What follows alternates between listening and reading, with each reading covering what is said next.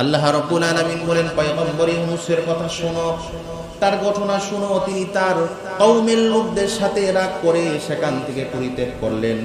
সেখান থেকে পরিত্যাগ করে তিনি চলে গেলেন আরেক জায়গায়। ভেবেছিলেন পাকড়াও হবে না আল্লাহর আযাবে তাকে পাকড়াও করলেন। এবং তিনি অন্ধকার থেকে ফানাদা ফিজ যুলুমাত, তিনি অন্ধকার থেকে, তিনটা অন্ধকার ছিল, সমুদ্রের তলদেশের গহীনের অন্ধকার, মাছের পেটের অন্ধকার, তিনটা অন্ধকারের ভিতরে তিনি বলতে লাগলেন, আল্লাহ ইলাহা ইল্লা আনতা সুবহানাক। হে রব্বুল আলামিন, আপনি বলেন সমস্ত ইবাদতের মালিক, আপনি ছাড়া ইবাদত করার আপনার কারো মালিক নাই, কারো মাবুদ নাই। আনতা সুবহানাক, আপনি হলেন বহুত পবিত্র, সমস্ত অক্ষমতা থেকে আপনি হলেন পবিত্র। ইন্নী কুনতু মিনাজ জালিমিন, আমি হলাম জালেম। তিনি যখন এইভাবে পড়তে আরম্ভ করেছে, আল্লাহ রাব্বুল আলামিন পরের আয়াতে বলেন, ফাস্তাজাবনা লাহু, আমি আল্লাহ তার দোয়াকে কবুল করলাম। ওয়া নাজ্জাইনাহু মিনাল গাম্মি, আমি আল্লাহ তার দোয়াকে কবুল করে এই সংকটপূর্ণ মুহূর্ত, এই মুসিবত থেকে আমি আল্লাহ তাকে নাজাত দিয়ে দিলাম। ওয়া কাযালিকা নুনজিল মুমিনিন, আর মুমিন বান্দাদেরকে আমি আল্লাহ এইভাবে নাজাত দিয়ে থাকি। ঘটনা লেখেন ঐতিহাসিকগণ বলেন, এই যে নাজাত দেওয়া, وعلى محمد صلى الله عليه صلى الله على محمد صلى الله بلغ العلا بكماله كشف الدجى بجماله حسنت جميع خصاله صلوا عليه وآله لا إله إلا الله الحليم الكريم سبحان الله رب العرش العظيم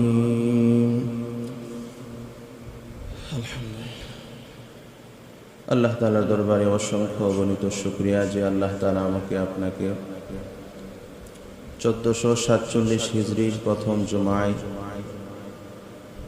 আমাদেরকে নামাজের পূর্বে আল্লাহ তাআলার ঘর মসজিদে আসার বসার তৌফিক দিয়েছেন। শুকরিয়া দান সবাই পড়ি আলহামদুলিল্লাহ। মুহররম মাসের প্রথম জুমা, আল্লাহ তাআলার কাছে 12 মাসের মধ্যে 4টা মাস হলো অত্যন্ত দামি মাস, এর মধ্যে একটা হলো মুহররম। আর এই মুহররম মাসের সাথে পৃথিবীর বহু ইতিহাস জড়িত আছে। ঐতিহাসিকগণ অনেক ইতিহাসই মুহররম মাসের সাথে লেখছেন যে এই মুহররম মাসে অনেক কিছু হয়েছে। এর মধ্যে 10ই মুহররম আমাদের কাছে অজানা নয় যে কি হয়েছিল। বিশেষ করে কারবালার প্রান্তরের ঘটনা সম্পর্কেও আমরা অবগত আছি। এছাড়াও সহিহ হাদিস দ্বারা আরো অনেক ঘটনাগুলোকে প্রাধান্য দিয়েছে। বুখারীর বর্ণনায়, বুখারী শরীফের 2004 নম্বর হাদিস, নবীজি সাল্লাল্লাহু আলাইহি ওয়াসাল্লাম যখন মক্কা থেকে হিজরত করে মদিনায় গেলেন, মদিনায় যাওয়ার পরে গিয়ে দেখেন মদিনার ইহুদি যারা ছিল তারা 10ই মুহররম রোজা রাখতেছে। 10ই মুহররম তারা রোজা রাখে। তো নবীজি সাল্লাল্লাহু আলাইহি ওয়াসাল্লাম এদেরকে জিজ্ঞাসা করলেন, তোমরা 10ই মুহররম কেন রোজা রাখো, কোন কারণে? তারা জবাব দিলেন, ইয়া রাসূলুল্লাহ, এই জন্যই আমরা 10ই মুহররম রোজা রাখি, কারণ আমাদের নবীজি বনি ইসরাইল সম্প্রদায়ের নবী হযরত মূসা আলাইহিস সালাতু ওয়াস সালাম এই দিন ফিরাউনের কবল থেকে মুক্তি পেয়েছিলেন। তো উনি শুকরিয়া আদায়ার্থে রোজা রাখতেন। তো আমরা ওনার অনুসারী হিসাবে আমরাও রোজা রাখি, আমরা অনুসারী করে আমরাও রোজা রাখি। আল্লাহ তাআলা এই ঘটনাকে সরাসরি কোরআনের ভিতরে লিপিবদ্ধ করেছেন। আমার মুসলমান ভাইরা, আল্লাহ রাব্বুল আলামিন সূরাতুশ শূরার ভিতরে ঘটনা অনেক লম্বা, আল্লাহ বিস্তারিত বর্ণনা করেছেন।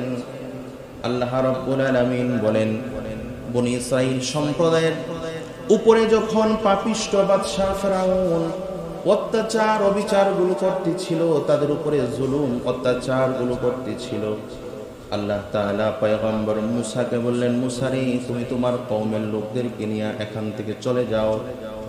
তার পূর্বে অনেক লম্বা ঘটনা রয়েছে। আল্লাহ রাব্বুল আলামিনের আদেশ পাইয়া ফেরাউনের বাহিনীকে হযরতে মূসা আলাইহিস সালাতু ওয়াস সালাম কওমে মূসা তার কওমগুলোকে নিয়ে তিনি রওনা দিলেন। হিজরত করে তিনি এলাকা ছেড়ে দিবেন, এই এলাকায় থাকবে না। খবর চলে গেল ফেরাউন বাহিনীর সামনে। ফেরাউনের বাহিনী বিশাল বাহিনী নিয়ে, রাষ্ট্রপ্রধান হলো ফেরাউন, বিশাল বাহিনীর বহর নিয়ে তাদের পিছনে দেওয়া করলেন। সামনে মূসা নবীর বাহিনী, তার কওমের লোকেরা সামনে চলতে চলতে যখন গেলেন, হঠাৎ করে গিয়ে দেখেন সামনে নীল দরিয়া দেখা যায়। একদম নীল দরিয়ার প্রান্তে গিয়ে দাঁড়িয়েছেন। সামনে হলো নীল দরিয়া আর পিছনে হলো ফেরাউনের বিশাল সেই বাহিনী। এমন একটা পরিস্থিতি পড়ে গেল। হযরতে মূসা নবীর সঙ্গীরা, মূসা নবীর সাথীরা ডাক দিয়ে বললেন, ও নবীজি মূসা, আমরা তো পাকড়াও হয়ে গেলাম। সামনে বিশাল নীল দরিয়া, এই নীল দরিয়া তো আমরা আমাদের যানবাহন দিয়ে পার হইতে পারবো না, সম্ভব না। আর পিছনে বিশাল সেনাবাহিনী ফেরাউনের, তার মানে আমরা নিশ্চিত পাকড়াও হয়ে গেছি, এমন একটা পরিস্থিতি। কিন্তু হযরতে মূসা আলাইহিস সালাতু ওয়াস সালাম চমৎকার পূর্ণ ঈমানের দাবি রেখে একটা কথা বললেন। আল্লাহ এই কথাটা কোরআনের মধ্যে লিপিবদ্ধ করেন। তিনি বলেন, কাল্লা, কখনো নয়, ইন্না মাইয়া রাব্বী সায়াহদিন। তিনি বলেন, কখনো নয়, আমি বিশ্বাস করি নিশ্চিতভাবে আমার আল্লাহ আমার সাথে আছে। এমন একটা পরিস্থিতি, সামনে নীল দরিয়া। অতীতের ইতিহাস কখনো এমন বলে না যে ইতিহাস ছিল না, মরিয়া দুনিয়া দিয়ে যানবাহন নিয়ে ঘোড়া দিয়ে চলে যাবে, ইতিহাস ছিল না। আর পিছনে হলো ফেরাউনের বিশাল বাহিনী। এমন পর্যায়ে আইসা তিনি আল্লাহর উপরে কি পরিমাণ ঈমান আর আস্থা, তিনি ডাক দিয়ে বলেন, ইন্না মাইয়া রাব্বী সায়াহদিন। সালাতু ওয়াস সালাম বলেন, কখনো নয়, আমি এই মুসিবত করব না। কারণ কি, ইন্না মাইয়া রাব্বী সায়াহদিন, আমার সাথে নিশ্চিতভাবে আমার রব আছেন, তিনি আমার জন্য পথ দেখাবে। চারিদিকে দিয়ে এই পাশ দিয়ে নদী, বিশাল নদী, পানি টলমল করছে, একদম উত্থাল তরঙ্গ ভালা। আর ওপাশ দিয়ে ফেরাউনের বিশাল বাহিনী। এরপরেও ঈমান, তাফসীরের কিতাবের মধ্যে লেখেন, এটা ঈমানের চূড়ান্ত পর্যায়ের কথা। এটা নবীদের ছাড়া আমাদের দ্বারা সম্ভব না। আমরা যদি শত্রুর বাহিনী দেখি, সামনে নদী দেখি, এমন পরিস্থিতিতে আমাদের ইতেল হবে না যে আল্লাহ এখানে রাস্তা দেখা, তুমি নবী ছিলে। এই জন্যই কবি বলেন, সারি দুনিয়া হো মুখালিফ, কুছ নেহি লোকসান হাই, ডর নেহি হাই, গম নেহি হাই, জব খুদা রহমান হাই। কবি কবির ভাষায় বলেন, সারে দুনিয়া হো মুখালিফ, সবাই যদি তোমার বিরোধিতা করে, কুছ নেহি নোকসান হাই, তোমার কোনো সমস্যা নাই, তোমার কোনো ক্ষতি হলো না। ডর নেহি হাই, গম নেহি হাই, তোমার ভয়েরও কারণ নাই, তোমার চিন্তারও কারণ নাই। জব খুদা রহমান হাই, যদি পরম করুণাময়ী আল্লাহ তোমার সাথে থাকে, যদি আল্লাহ তোমার সাথে থাকে, এর চাইতে বড় মুসিবত আসলেও ইয়াকিন যদি তোমার ভিতরে পয়দা হয়, তাহলে এটা ডরের বিষয় না, ভয়ের বিষয়। আল্লাহ রাব্বুল আলামিন কোরআন আয়াতে বলছেন, ফাআউহাইনা ইলা মূসা আন ইদরিব বিআসাকাল বাহর ফানফালাকা ফাকানা কুল্লু ফিরকিন কাত-তাউদিল আযীম। আল্লাহ রাব্বুল আলামিন বলেন, ফাআউহাইনা মূসা, আমি মূসার কাছে ওহী নাযিল করলাম, আমি আল্লাহ জানিয়ে দিলাম, আনিদরিব বিআসাকাল বাহর, হে মুসা, তোমার হাতের মধ্যে যে লাঠিটা আছে ওই লাঠি দিয়ে উত্তাল তরঙ্গমালা নদীর উপরে তুমি আঘাত করো। মুসা নবী সেই লাঠি দ্বারা আল্লাহর আদেশ পাইয়া উত্তাল তরঙ্গমালাই নদীর উপরে আঘাত করলেন। আল্লাহ রাব্বুল আলামিন বলেন, ফালাকা ফাকানা কুল্লু ফিরকিন কাত্তাউদিল আযীম। ফলে নদীর চৌচির হয়ে গেল, নদীর পানিগুলো বিদীর্ণ হইয়া পাহাড়ের মতো দুই পাশ গিয়ে দাঁড়াইয়া, দুইটা পাহাড় যেমন করে দুই পাশেই তাকে মধ্য দিয়া রাস্তা থাকে, ঠিক তেমনি ভাবে পানিগুলো উত্তাল তরঙ্গমালাগুলো দুই পাশে চলে গেল, মধ্য দিয়া রাস্তা হয়ে গেল। আল্লাহ তাআলা বলেন, এখন তোমার জন্য রাস্তা তৈরি করে দিলাম। মুসা নবী তার বাহিনী নিয়ে এই রাস্তা দিয়ে চলতে আরম্ভ করেছে। চলতে চলতে ওপাশ যখন গেলেন, ফেরাউনের বাহিনী পিছনে আইসা দেখে, হায় হায় কত চমৎকার রাস্তা, তার মানে আমাদের দাওয়া করা বড় সহজ হয়ে গেল। পরের আয়াতে আল্লাহ তাআলা বলেন, ওয়া আজলাফনা থাম্মাল আখিরিন, আর আমি অন্য দলটিও তাদের সাথে উপনীত করলাম। এই আয়াতের তাফসীরের মধ্যে লেখেন, মুফাসসিররা লেখেন, যখন ফেরাউনের বাহিনী এই পানির মধ্যে উত্তাল তরঙ্গমালার মধ্যে নামলেন, মুসার বাহিনী যখন পয়গম্বর মুসা তার কওমকে নিয়ে ওই পারে ওঠার সাথে সাথে আল্লাহ পানির অর্ডার দিলেন, পানিরে আমি কিন্তু ফেরাউনের জন্য এই রাস্তা তৈরি করেছিলাম না, সুতরাং তুমি আগে যেমন ছিলে তেমন হয়ে যাও, আগে যেমন ছিল তেমন হও। পানি পানি তার আগের জায়গায় চলে গেলেন। তাফসীরের কিতাবের মধ্যে লেখেন, ওই সময় ওই পানির মধ্যেই ফেরাউন সহকারে তার গোটা যে রাষ্ট্র আসছিল সেনাবাহিনী সবাই পানির মধ্যে মারা গেল। এই যে ঘটনা ঘটেছিলেন, এই ঘটনাটা ছিল 10ই মুহররম। মুসা নবী এই ঘটনার কথাই পরবর্তী সময় যে বুখারীর 2004 নম্বর হাদিসে রাসূল বলেছেন, মুসা নবী এর পর থেকে যতদিন পর্যন্ত দুনিয়ার হায়াত ছিল, তিনি 10ই মুহররম আসলে এই বিপদের কথা চিন্তা করে আল্লাহ যে কি পরিমাণ এক বিপদ থেকে পরিত্রাণ দিয়েছেন, এই জন্য তিনি রোজা রাখতেন। পরবর্তী সময় মদিনার ইহুদিরা পর্যন্ত, ইহুদি সম্প্রদায় যারা ওনাকে মানত, তারাও উনি যে রোজা রাখতেন ওনাকে অনুসরণ করে তারাও 10ই মুহররম রোজা রাখতেন। এমন আরো অসংখ্য ঘটনা ঐতিহাসিকগণ এই 10ই মুহররমের সাথে সম্পৃক্ত করেছেন। যেমন আরেকটা ঘটনা আছে, আল্লাহ রাব্বুল আলামিন সূরাতুল আম্বিয়ার 87 নম্বর আয়াতে বলেন, ওয়াদান্নুনি ইয যাহাবা মুগাদিবান ফাযান্না আল্লান নাকদিরা আলাইহি ফানাদা ফিয যুলুমাতি আল্লা ইলাহা ইল্লা আনতা সুবহানাক ইন্নী কুনতু মিনাজ জালিমিন। আল্লাহ রাব্বুল আলামিন বলছেন, মাছওয়ালা নবীর ঘটনা শোনো, হযরতে ইউনূস নবীর ঘটনা শোনো। তিনি মনে করেছিলেন তিনি তার কাফেলা, তার কওমের লোকেরা তার উম্মতদের সাথে রাগ করে সেখান থেকে চলে গেলেন। তিনি ভেবেছিলেন আল্লাহ তাকে পাকড়াও করবে না, আল্লাহর মুসিবত তাকে পাকড়াও করবে না। ঘটনা কি হয়েছিল, হযরতে পয়গম্বর ইউনূস নবী দীর্ঘদিন পর্যন্ত তার কওমের লোকদেরকে দাওয়াত দিলেন, গ্রহণ করলো না, প্রত্যাখ্যান করলো। সাথে সাথে বলতো, শোনো, যদি তোমরা কালিমা গ্রহণ না করো আল্লাহ আসমানি আযাব দিয়া তোমাদেরকে ধ্বংস করে দিবেন। তারা মানতে ছিল না। হঠাৎ করে একদিন আল্লাহর পক্ষ থেকে আযাবের তারিখ ঘোষণা হয়ে গেল। এই তারিখ তাদের কওমের লোকের কাছে পয়গম্বর জানাইলেন, আগামী মাসের অত তারিখে আল্লাহ তাআলা আসমানি গজব দিয়া তোমাদেরকে ধ্বংস করে দিবেন। এই সংবাদ শোনানোর পরে পূর্বের নবীদের রীতি অনুসরণে তিনি তার নবুয়তের এরিয়ার বাইরে চলে গেলেন, কারণ যদি আযাব আসে আর তিনি থাকেন তাকেও আযাবের মধ্যে পড়তে হবে, তিনিও রেহাই পাবে না, সবাইরে সমষ্টিভাবে আযাবে ধ্বংস করে দিবেন। হযরত ইউনূস নবী চলে গেলেন। এদিক দিয়ে তারা দেখলেন আকাশের রং পরিবর্তন দেখা যায়। মুসিবত যখন তাদের চোখের সামনে, তারা লোকগুলো একসাথে সমাবেত হইয়া বলে, একটা কাজ করো, তোমরা একটা চিন্তা না করে দেখো পয়গম্বর ইউনূস বাড়িতে আছে কিনা। যদি বাড়িতে থাকে তাহলে বুঝবা আল্লাহর পক্ষ থেকে গজব আসবে না, কারণ গজব আসলে তো পয়গম্বর থাকার কথা না। তারা খবর নিয়ে দেখেন তিনি বাচ্চা স্ত্রী সহকারে এলাকা ছেড়ে দিয়েছেন। এই খবর যখন তার কওমের লোকের কাছে গেল, সাথে সাথে তারা বুঝে ফেলল, না না, নিশ্চিতভাবে আসমানি কোনো বালা মুসিবত আমাদের সামনে আছে।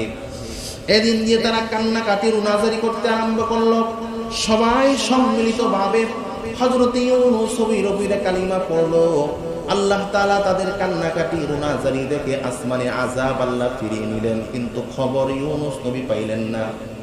যেহেতু তিনি তার নবুয়তের এরিয়ার বাহিরে ছিল, তিনি মনে করেছেন মনে হয় আমার কওমের লোকেরা ধ্বংস হয়ে গেছে, আমার তো সেখানে আর কোনো কাজ নাই, সুতরাং আমি এই এলাকা ছাড়িয়া অন্য কোন এলাকায় গিয়া দিনের দাওয়াত দিব, দিনই কাজ করব।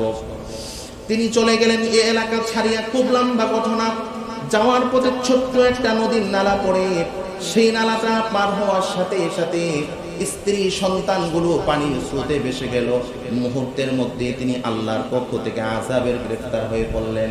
পানি থেকে উঠে দেখেন স্ত্রীও নাই, দুইটা সন্তান কোনোটাই তার হাতে নাই, সব চলে গেল। মন ভেজাল করিয়া, মনে কষ্ট নিয়া পয়গম্বর ইউনূস সেখান থেকে অতিক্রম করলেন।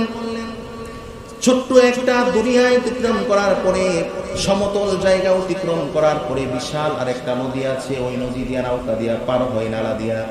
তিনি ওই নদী দিয়া নৌকা দিয়া পার হওয়ার সময় দুর্ভিক্ষ আরেক ঘটনা করলো আল্লাহর পক্ষ থেকে। সমুদ্রের বিশাল বিশাল মাছগুলো সেই নৌকার মধ্যে এসে হানা দিয়েছে। খুব লম্বা ঘটনা। পরিশেষে হযরতে ইউনূস নবী সেই পানির মধ্যে নিক্ষেপ করলেন।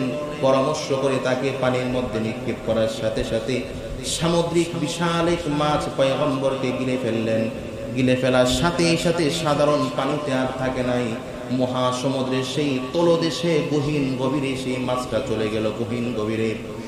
আল্লাহ রাব্বুল আলামিন এই কথাটাই কোরআনের আয়াতে বলেন, ওয়াযান্নুনি ইয যাহাবা মুগাদিবান ফাযান্না আল্লান নাকদিরা আলাইহি ফানাদা ফিয যুলুমাতি। আল্লাহ রাব্বুল আলামিন বলেন, পয়গম্বর ইউনূসের কথা শোনো, তার ঘটনা শোনো। তিনি তার কওমের লোকদের সাথে রাগ করে সেখান থেকে পরিত্যাগ করলেন। সেখান থেকে পরিত্যাগ করে তিনি চলে গেলেন আরেক জায়গায়। ভেবেছিলেন পাকড়াও হবে না আল্লাহর আযাবে, আল্লাহর আযাবে তাকে পাকড়াও করলেন। এবং তিনি অন্ধকার থেকে ফানাদা ফিয যুলুমাত, তিনি অন্ধকার থেকে, তিনটা অন্ধকার ছিল। সমুদ্রের তলদেশের গহীনের অন্ধকার, মাছের পেটের অন্ধকার, তিনটা অন্ধকারের ভিতরে তিনি বলতে লাগলেন, আল্লাহ ইলাহা ইল্লা আনতা সুবহানাক।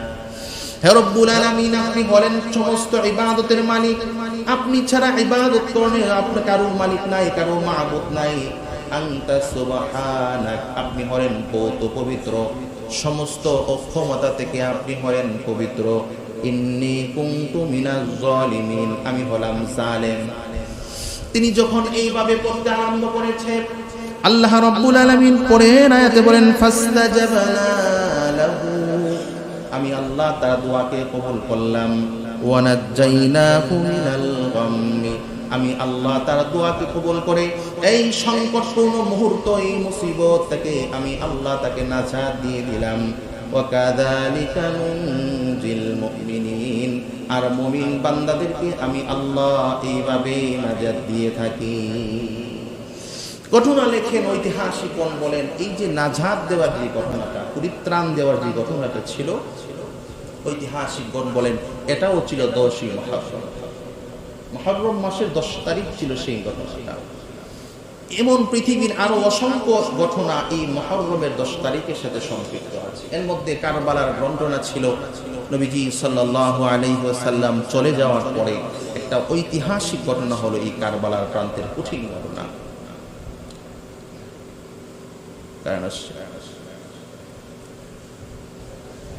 কারবালার প্রান্তরে যে ঘটনা ছিল সেটা ছিল একটা কলঙ্কজনিত বিশাল এক ঘটনা। এটা আমরা কম বেশি সবাই জানি।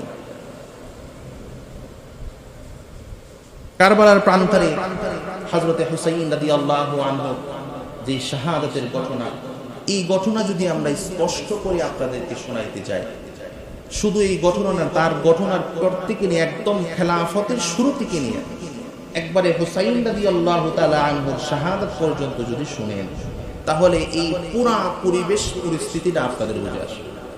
তবে আজকে আপনাদেরকে সংক্ষিপ্ত করে শুধু শোনাই, বাকি জুমায় ইনশাআল্লাহ বিস্তারিত বলার চেষ্টা করব। নবীজি সাল্লাল্লাহু আলাইহি ওয়াসাল্লাম নাতিদেরকে খুব মহব্বত করতেন। সাধারণভাবে আমরাও জানি যারা নাতি আছে, নানা এবং দাদার কাছে নাতিরা খুব প্রিয় হয়, সন্তানের চাইতেও প্রিয় হয় নাতি নাতিরা। তো নবীজি সাল্লাল্লাহু আলাইহি ওয়াসাল্লাম সাধারণভাবে হাসান হুসাইন আরো যে নাতি নাতিরা ছিল খুব মহব্বতের ছিল। আর নবীজির জবান দিয়ে বলেছেন হুসাইন শ্রেষ্ঠ, এই দুনিয়ার মধ্যে শুধু সামান্য কেউ না। তাফসীরের কিতাবের ভিতরে ঘটনা লেখছেন, হাদিস শাস্ত্রের ভিতরে ঘটনা পাওয়া যায়। ছোট মানুষ যখন 3-4 বছর বয়স, অল্প বয়স, বাচ্চারা অনেক কিছু আবদার করে, যেটা তার সাথে যায় না সেটাও আবদার করে। তো হযরতে হুসাইন রাদিয়াল্লাহু তাআলা আনহু মার কাছে আবদার করতেছে, মা, যুদ্ধের ময়দানে সবাই যায় ঘোড়া চড়ায়, আমার একটা ঘোড়া দরকার, ঘোড়া লাগবে, আমি ঘোড়া চড়াবো। 3 বছরের বাচ্চা, 4 বছরের বাচ্চা ঘোড়া সওয়ারি করার মতো বয়স তার হয় না। ঘোড়া সওয়ারি করতে গেলে একটা বয়স লাগে। তা মা 1 দিন 2 দিন 3 দিন কোনো কিছু বলে না। পরে একদিন বলতেছে, তুমি কাজ করো, তোমার নানার কাছে গিয়ে বলো, আমার কাছে বলে লাভ নেই। ছোট মানুষ 3-4 বছর আসতেন নানার কাছে, নানা যায় আম্মার কাছে ঘোড়া চাইলাম, ঘোড়া দিল না, তো আপনি তো পারেন আমার একটা ঘোড়ার ব্যবস্থা করে দিতে। তো রাসূল কারীম সাল্লাল্লাহু আলাইহি ওয়াসাল্লাম বলেন, ঘোড়া চালানোর মতো বয়স তো তোমার হয় না, তো যেহেতু তোমার স্বাদ জাগছে ঘোড়া চালানোর স্বাদটা মিটানো, যদিও অরিজিনাল ঘোড়া না, তুমি ঘোড়ার স্বাদটা মিটানো।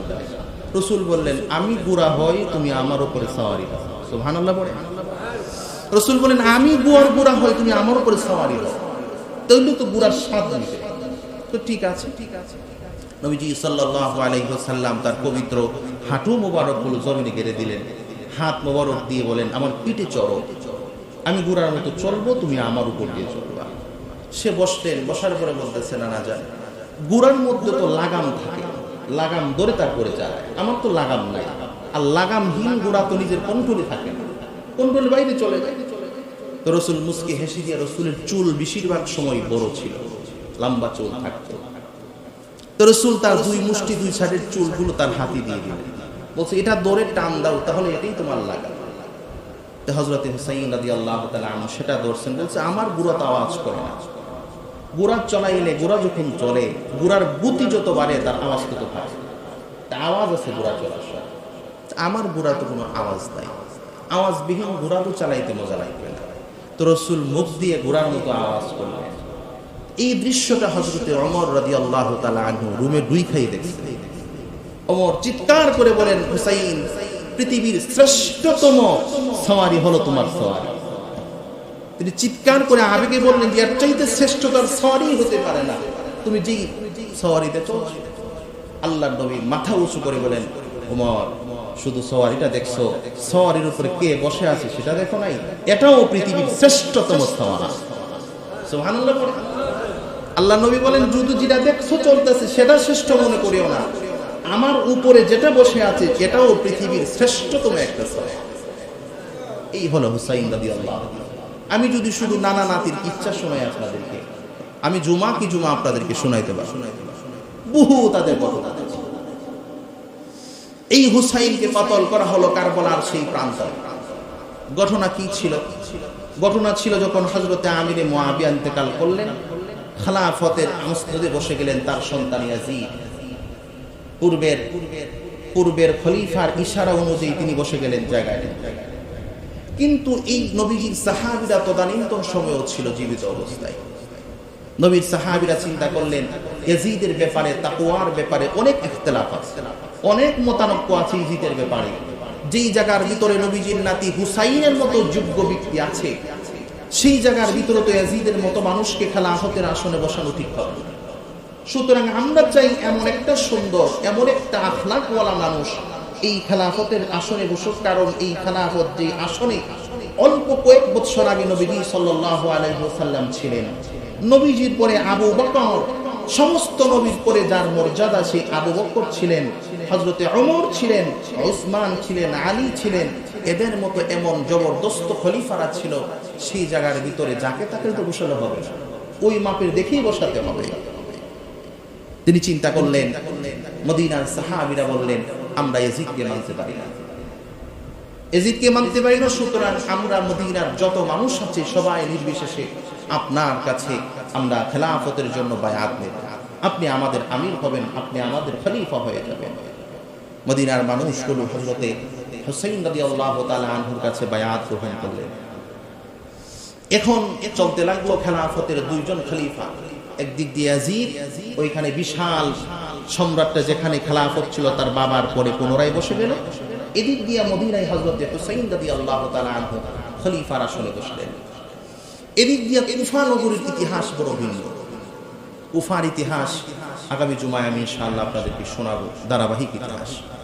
তারা অতীতেও অনেক গাদ্দারি করেছে, অনেক খলিফার মৃত্যুর পিছনে, অনেক সাহাবীদের মৃত্যুর পিছনে তাদের সরঞ্জাম ছিল, তা বরাবরের মতো তারা নিয়ে নিয়ে ধোঁকা দিত।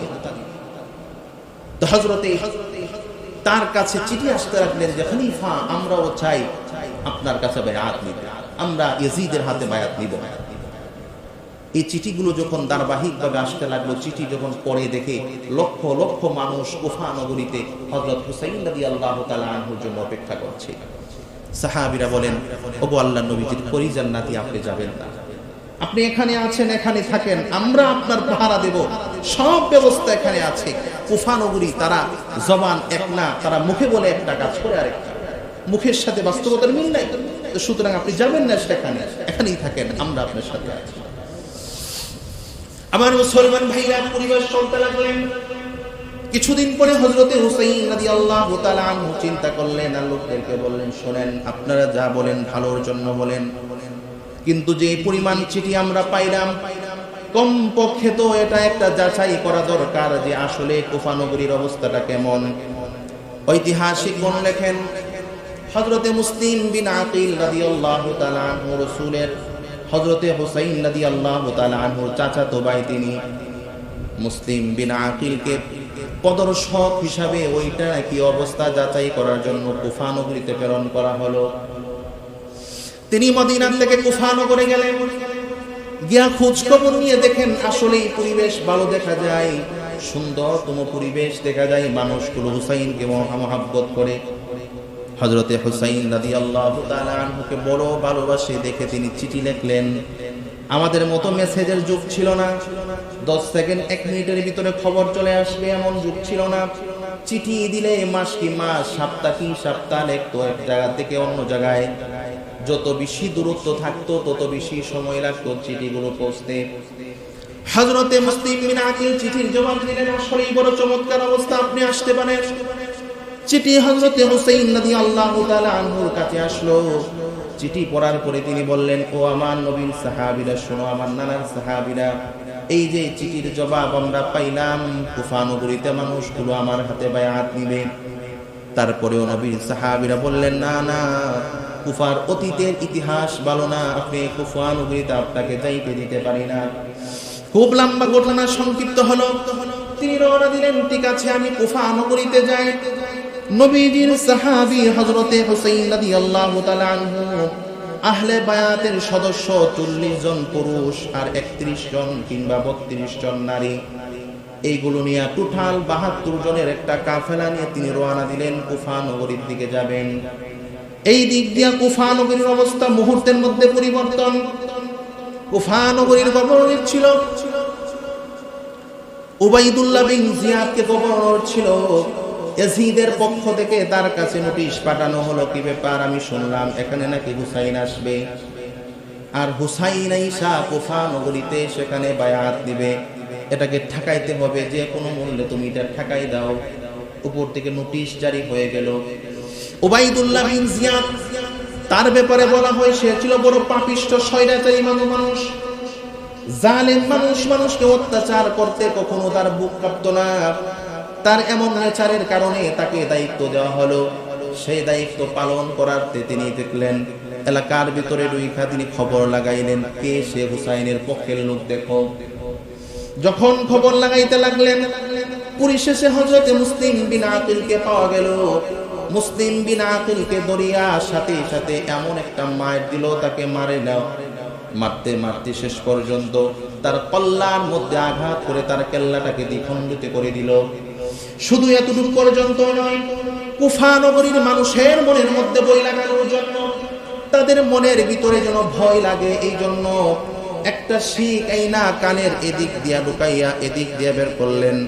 এই শিকটাকে নিয়ে কুফার জামে মসজিদের সামনে ওই কেল্লাটাকে টাঙ্গাইয়া দিয়ে বলে, আর কে আছো হুসাইনের পক্ষে বায়াত নিবা আসো, তোমাদেরও একই অবস্থা হবে। এলাকার মানুষ ভয় পেয়ে গেল, কেউ আর মুখে বলে না। উবাইদুল্লাহ বিন জিয়াদ এ পাশ থেকে নিয়ে কুফা নগরীর ওই পাশ পর্যন্ত চিরুনি অভিযান চালাইয়া সেই অভিযানে যত লোক পাওয়া গেল যে হুসাইনের পক্ষে কথা বলনেওয়ালা, সবগুলো মানুষকে মুহূর্তের মধ্যে শেষ করে দিলেন। কুফা নগরীর অবস্থা পরিবর্তন হয়ে গেল। এদিক দিয়ে নবীজির নাতি হুসাইন রাদিয়াল্লাহু আনহু 8ই জিলহজ এইখান থেকে মদিনা থেকে রওনা দিয়েছেন। দীর্ঘদিনের পর তিনি সফর করে আসছেন, তার কাছে খবর নাই কুফা নগরীর অবস্থা। আমার ভাইরা, কুফা নগরীর অবস্থা মুহূর্তের মধ্যে পরিবর্তন। এদিন দিয়া মুসলিম বিন আকিলকে হত্যা করে পরিবেশটা টোটালটাই ইয়াজিদের পক্ষে চলে গেল। উবাইদুল্লাহ বিন জিয়াদ তার কন্ট্রোলে নিয়ে গেলেন অবস্থাগুলো। খুব লম্বা ঘটনা। হযরতে হুসাইন রাদিয়াল্লাহু তাআলা আনহু একবারে ফুরাতের তীর পর্যন্ত পৌঁছার পরে 6000 সেনাবাহিনী দিয়ে তাকে আটকিয়ে দেওয়া হলো। আর নগরের ভিতরে যাওয়া যাবে না, এখানেই তাবু বাঁধলেন তিনি। এবং তার সাথে কথা বলার জন্য হুসাইন রাদিয়াল্লাহু তাআলা আনহু আসলেন আর বললেন, তোমাদের সাথে যুদ্ধ জিহাদ করার জন্য আমরা আসি নাই, কারণ আমার সাথে আছে 40 জন নারী আর 32 জন আছে মানুষ, 40 জন পুরুষ 32 জন নারী। এই 72 জন মানুষ দিয়া 6000 মানুষের সাথে জিহাদ করা যায় না।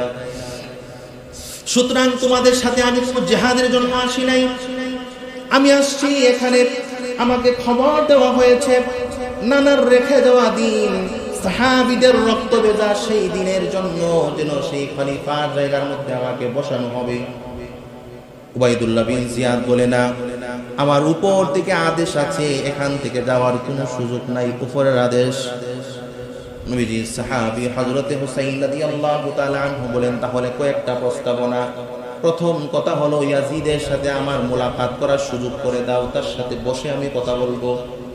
2 নম্বর হলো, আর না হয় আমাকে আমার জায়গায় মদিনায় যেতে দাও, আমি আমার সফর সঙ্গী যারা আছে এদেরকে নিয়ে আমি মদিনায় চলে যাব, আর আসবো না। 3 নম্বর কথা হলো, যদি ইয়াজিদের কাছেও না যাইতে দাও, মদিনায় যদি না যাইতে যাও, অন্য কোনো রাস্তায় অন্য কোনো দেশে আমাকে দিয়ে দাও, সেখানে আমি চলে যাব, আর মদিনায়ও যাব না, আর ইয়াজিদের সাথে সাক্ষাৎও করব না, আমাদেরকে যেতে দাও। তারা বললেন, না, উপরের আদেশ, তোমাকে এখান থেকে যেতে দেওয়া হবে না। পরিবেশ বোনা প্রাকৃতিক হয়ে গেল। 6000 কাফেলা ফুরাতের তীরে গ্রাও করেছে, 6000 কাফেলা। তারা ওই জায়গার ভিতরে তাবু গাড়লেন, তাবু গেড়ে এই জায়গার মধ্যে থাকতে লাগলেন। মুহূর্তের মধ্যে কিছুদিনের ভিতরে পানির সংকট হয়ে গেল, পানি নাই। খাবারের সংকট হয়ে গেল, খাবারের শূন্যতা দেখা দিয়েছে, খাবার পানিবিহীন অবস্থায় চলতে লাগলো। পানি নেওয়ার কোনো সুযোগ ইয়াজিদ বাহিনী তাদেরকে দেয় নাই, পানি নেওয়ার কোনো সুযোগ নাই। পরিবেশটা যাইতে যাইতে এমন একটা অবস্থা ধারণ করলো, নবীর সাহাবীরা সাথে যারা ছিল তারা বললেন, ওগো আমাদের খলিফা, আমরা যদি এখান থেকে শুধু এইভাবে থাকতে থাকি তাহলে আমরা না খেয়ে মারা যাব, আমাদের কিছু করতে হবে না। কিন্তু আমরা যেহেতু গ্রেফতার হয়ে গেছি, পরিবেশ যখন বেগতিক দেখা যায়, আপনি যদি অনুমতি দেন তাদের সাথে আমরা জিহাদ করব। 40 জন মানুষ 6000-এর সাথে জিহাদের প্রয়োজন লাগে না, লাগে? 40 জন মানুষ 6000-এর সাথে কোনো জিহাদের প্রয়োজন নাই। তারা চিন্তা করলেন জিহাদ করবেন, জিহাদের জন্য গেলেন। ফজরের পর থেকে নিয়ে হযরতে ইমাম হুসাইনের নেতৃত্বে তার ইমামতিতে ফজরের নামাজ আদায় করে জিহাদে নামলেন। জোহরের নামাজ হইতে হইতে হযরতে হুসাইন ব্যতীত বাকি সকলে ইন্তেকাল করলেন, সবাই শহীদ হয়ে গেলেন। একমাত্র পুরুষ হিসাবে, যুদ্ধের উপযুক্ত পুরুষ হিসাবে হযরতে হুসাইন রাদিয়াল্লাহু তাআলা আনহু বাকি রইলেন। একা একা তিনি জোহরের নামাজ আদায় করলেন। সালাম ফিরাইয়া পিছনে তাকিয়ে দেখেন যে মানুষগুলো ছিল ফজরের সময় মুসল্লি, জোহরের সময় তারা হয়ে গেলেন জান্নাতের সাথী, জান্নাতের মেহমান। মনটা গাবড়িয়ে গেলেন। নামাজের পরে তিনি তাবুর ভিতরে ঢুকলেন। তাবুর ভিতরে ঢুকে নাই বলেন, স্ত্রীকে ডাক দেবেন, স্ত্রী রে, মুহূর্তের মধ্যে আমার সকল সাথী সঙ্গীরা শাহাদাত বরণ করেছে, কয়েক ঘন্টার ব্যবধানে আমার সাথে যত সফর সঙ্গী ছিল সবাই শাহাদাতের পেয়ালা পান করেছে। এর স্ত্রী, এখন মনে হয় আমার যাওয়ার পালা, আমি আর থাকার সময় নাই, বাকি কাজগুলো আমার করতে হবে, আমাকে যেতে দাও, তাদের সাথে আমি জিহাদ করব। হযরতে হুসাইন রাদিয়াল্লাহু তাআলা আনহুর স্ত্রী বললেন, স্বামী আমার, আপনাকে ধরে রাখার মতো কোনো শক্তি আমার নাই, কোনো মুখিও নাই। আপনি আপনার নানার দিনের জন্য যাবেন, আপনি আপনার নানার দিনকে কায়েমের জন্য যাবেন, অনুমতি আছে, কিন্তু আমি না হয় সহ্য করলাম, আপনিও সহ্য করলেন। আমার কুলের সন্তান ছোট, অল্প দিন বয়স, কয়েক মাস। সন্তানটা আজকে 1 মাস 2 দিন হয়ে গেল। 10 তারিখ চলে কারবালার প্রান্তরে, মুহররমের 10 তারিখ। 1 মাস 2 দিন ধরে কোনো পানির ব্যবস্থা নাই। অল্প একটু দূরেই তো ফুরাতের তীর, অসংখ্য গণিত পানি পড়ে আছে। এরাও তো মুসলমান বাহিনী, আপনি একটু বলেন না, এই ছোট্ট মাসুম বাচ্চার জন্য যদি 1 চামচ পানির ব্যবস্থা করে দেয়, তারপরে আপনি জিহাদ করেন, চলে যান, আমার কোনো সমস্যা নাই, আমি আপনাকে বাধা দিব না। হুসাইন রাদিয়াল্লাহু তাআলা আনহু চিন্তা করলেন, এই বাচ্চাটা দেখাইলে তো নবীর ওয়ারিস, তারা নবীর বংশের মানুষ, এদের দিল হয়তো বা পরিবর্তন হবে, তাদের দিলের পরিবর্তন আসতে পারে। আদুরের কলিজা টুকরা সন্তানকে কোলে নিলেন। কোলে নিয়া ইয়াজিদের বাহিনী তাদের সামনে নিয়ে এমনি হাত উপরে দিয়ে বলে, দেখো, এটা হলো নবীজির রেখে যাওয়া, নবীজির বংশের মানুষ, আহলে বায়াত, নবীর বংশের সদস্য। আজকে 32 দিন হয়ে গেল, কোনো পানির ব্যবস্থা নাই। আমরা 8 জিলহজ বের হয়েছিলাম, আজকে 10 মুহররম। একটু পানির ব্যবস্থা করে 1 চামচ পানি দাও, ফুরাতের অফুরন্ত পানি। এই কথা যখন বললেন, বাচ্চাটা উপরে ধরে রাখার ভিতরে অপর প্রান্তে থেকে ইয়াজিদ বাহিনীর এক লোক তীর মেরে দিলেন। তীরটা বাচ্চাটার এদিক দিয়া দুইখা, অপর দিক দিয়া ছিদ্র হয়ে বের হয়ে গেল, ফিকি দিয়ে রক্তে ছুটতে লাগলো। হুসাইন রাদিয়াল্লাহু তাআলা আনহু সাথে সাথে বাচ্চাটাকে বুকের সাথে জড়িয়ে নিলেন। মুহূর্তের মধ্যেই জান্নাতের পাখি জান্নাতে চলে গেল। অল্প সময়ের ভিতরে চোখের পানিগুলো ছেড়ে দিয়া বাচ্চাটাকে কুলের সাথে জড়াইয়া ধরিয়া স্ত্রীর কাছে এসে বলে, স্ত্রী রে, জনমের মতো আমার বাচ্চা পান করেছে, জনমের মতো আমার বাচ্চার পান করা শেষ হয়েছে, আর কোনোদিন তোমাকে পানির জন্য রাখবে না, জ্বালাইবে না। আমার বাচ্চা জান্নাতের মেহমান হয়ে গেছে। আমার বাচ্চা আমার নবীর হাতে, আমার নানাজির হাতে হাউজে কাউসারের পানি সে পান করবে। হযরতে হুসাইন রাদিয়াল্লাহু তাআলা আনহু পরিবেশটা ব্যতিক্রম হয়ে গেল। সাথে সাথে তিনি নবীজির সেই রেখে যাওয়া হযরতে আলী, জোহরের পর থেকে নিয়ে আসর পর্যন্ত একা যুদ্ধ করেছে। অসংখ্য অগণিত ইয়াজিদ বাহিনীকে কুচু কাটা করে তিনি একা যখন তরবারিটা উপর দিকে উঠাইতেছিল, আল্লাহু আকবার বলে যখন নামাইতেছিল, তারা দেখতেছিল একটা তরোয়াল নয়, শত শত তলোয়ার যেন এই তলোয়ারের সাথে জমিনের মধ্যে পড়তেছিল। এক দিয়া শত শত মানুষকে কুচু কাটা করে ফুরাতের তীরটাকে একদম খালি করে দিয়েছে। এখন তার কনকলে ফুরাতের তীর। তিনি হাঁটু পর্যন্ত পানিতে নামলেন। 32 দন্দনে ঘরের ভিতরে পানি নাই। প্রায় 1 মাস ধরে তিনি নিজে পানি পান করেন না, পানিবিহীন অবস্থায় আছেন। মুষ্টির মধ্যে পানি নিলেন, একটু পানি পান করবেন, মুখের কাছে নেওয়ার সাথে সাথেই সেই কলিজার টুকরা সন্তানের চেহারা চোখের সামনে ভেসে উঠল। কয়েক ঘন্টা পূর্বে এই কলিজার টুকরা সন্তানকে 1 চামচ পানি দিতে পারি নাই, এখন যদি আমি পানি পান করি, আমি বাবার গলার ভিতরে পানি যাবে না। হযরতে হুসাইন রাদিয়াল্লাহু তাআলা আনহু পানিটা ফেলাই দিলেন। মুহূর্তের মধ্যে তিনি আবার যুদ্ধের ময়দানে চলে গেলেন। যখন আসরের সময় পার হলো, এমন সময় শরীর 1 মাস ধরে কোনো খাবার খায় না, শরীর নিস্তেজ হয়ে গেছে। চারিদিক দিয়া সুযোগ পাইয়া ইয়াজিদের বাহিনীরা তার উপরে আক্রমণ শুরু করে দিয়েছে, তীর নিক্ষেপ শুরু করে দিয়েছে। সীমার বলা হয় নাম, সীমার সে গিয়া নবীজির নাতি হযরতে হুসাইন রাদিয়াল্লাহু তাআলা আনহুর বুকের উপরে গিয়া বসলো, কল্লার মধ্যে ছুরি ধরল। হুসাইন রাদিয়াল্লাহু তাআলা আনহু বললেন, কার বুকের উপরে বসেছো, একটু কি চিন্তা করেছো কিনা? যে বুকটাকে নবীজি চুমু দিতেন, যেই শরীরের এমন কোনো জায়গা ছিল না আল্লাহর হাবিব চুমু দেন নাই, এমন কোনো জায়গা নাই, তুমি সেই বুকের উপরে, সেই শরীরের উপরে তুমি বসেছো, একটু কি তোমার মায়া হয় না? তারা পাপিষ্ঠ মানুষ, কোনো মায়া লাগলো না। শরীর থেকে কল্লাটা আলাদা করে দিলেন। শুধু এতটুক যদি হইতো, তারপরেও একটু মানান যাইতো, তারা কাললেন কি তার শরীরের উপরে জিদ আছে, বাকি যেই শরীরের অংশটা ছিল সেই অংশটা কি শত শত বুড়ার পিছনে দিয়া বুড়া দিয়া বুড়িটাকে পাড়াইয়া জমিনের সাথে মিশিয়ে দিল। আর যে কল্লাটা ছিল তার অপর দিক দিয়া একটা তলোয়ার ঢুকাইয়া এমন ভাবে মাথার উঁচু করে তারা নিয়ে গেলেন। হযরতে নবীজির সাহাবী হযরতে যায়েদ রাদিয়াল্লাহু তাআলা আনহু বয়স প্রায় 80-র উপরে বৃদ্ধ মানুষ জীবিত ছিলেন। উবাইদুল্লাহ বিন জিয়াদ পায়ের কাছে মাথাটা রাখিয়া তার উপরে তার ঠোঁটের দিক দিয়া পাগুলো লাগতেছিল, ঠোঁটের দিক দিয়া। 80 বছরের মুরব্বী মানুষ দাঁড়িয়ে গেলেন, চিৎকার দিয়ে বলেন, তোমার এই বেয়াদবি কিন্তু আমি সইতে পারি না। শরীর দুর্বল হতে পারে, মন দুর্বল হতে পারে, কিন্তু ঈমান দুর্বল হয় নাই। আমি নিজে যায়েদ আমি বহুবার দেখিয়েছি নবীজি এই ঠোঁটের মধ্যে চুমু খেয়েছে, এই শরীরে চুমু খেয়েছে। আজকে তুমি সেই শরীরের ভিতরে সেই ঠোঁটের মধ্যে তুমি আঘাত করো, পা লাগাও, এটা আমি সহ্য করব না। তোমার এই বেয়াদবি আমি সইতে পারি না। তিনি চিৎকার দিয়ে উঠলেন, এটা হলো ঈমানের চিৎকার, যে তোমার এই বেয়াদবি সহ্য করা যায় না। তুমি যা করেছো শরীরে শক্তি ছিল না, আমি করার মতো তোমার সাথে লড়ার মতো ছিল না, কিন্তু এখনো এটা তো সহ্য করা যায় না। হযরতে হুসাইন রাদিয়াল্লাহু আনহুকে কতল করে দেওয়া হলো। আমার ভাইরা, 11ই মুহররম যখন হলেন, 11 মুহররম উম্মে সালামা রাদিয়াল্লাহু তাআলা আনহা আম্মা জান তিনি বসে বসে কাঁদতেছেন মদিনা। লোকেরা জিজ্ঞাসা করে, আম্মা জান আপনি কাঁদেন কেন, কোন কারণে আপনি কাঁদেন? কিতাবের ভিতরে ঘটনা লেখেন, তিনি বলেন, নবীজি সাল্লাল্লাহু আলাইহি ওয়াসাল্লাম গত রাতে আমার কাছে এসেছিল, স্বপ্নে রসুলকে আমি দেখেছি, রসুলের শরীরের ভিতরে মাটি ছিল, রসুলের শরীরের ভিতরে রক্ত ছিল।